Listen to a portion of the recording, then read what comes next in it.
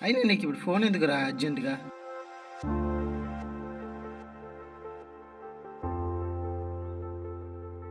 రేపే కదా college opening, వస్తావా?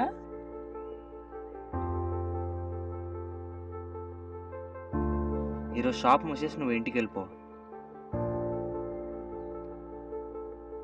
అరే బెట్టింగ్ వేద్దాం పదరా.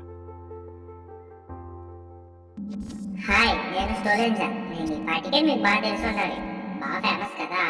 అయినా వీళ్ళిద్దరి మధ్యన ఏదో జరుగుతుందమ్మా.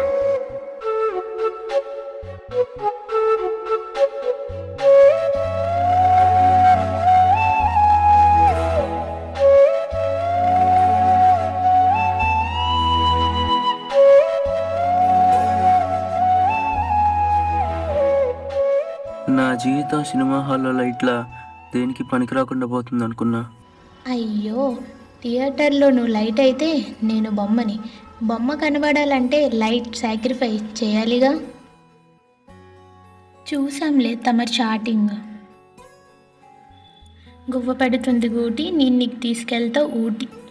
స్టవ్ దగ్గరికి వెళ్ళకండి, మీ మనసు వెన్నపూస అంటగా కరిగిపోద్దంటగా.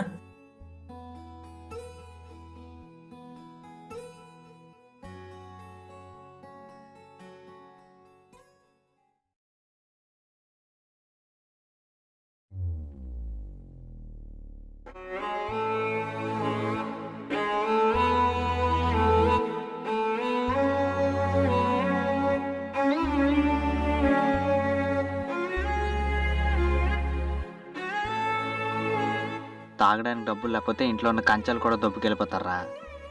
అయితే మీ నాన్న జీన్స్ నీలో కూడా ఉంటే? ప్రతి గొప్పవాడి వెనక ఏదో చేదు నిజం దాగుంటుంది. ఆ చేదు నిజాన్ని పట్టుకొని అప్పుడు వాడిని ఆపేస్తే ఇప్పుడు వాడు గొప్పవాడు అయ్యేవాడు కాదుగా. నేను ఆ లైఫ్ని చూసే వచ్చాగా, నేను ఎందుకు అలా చేస్తా? ఇక్కడ వరకు స్టోరీ స్క్రీన్ పై డైరెక్షన్ మీది. ఇక నుంచి నా కథ మొదలవబోతుంది.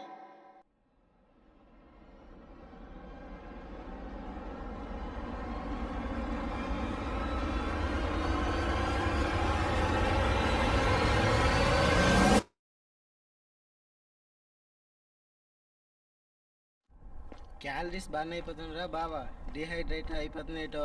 ఇక్కడ కూల్ వాటర్ ఏమైనా అవైలబుల్గా ఉందా?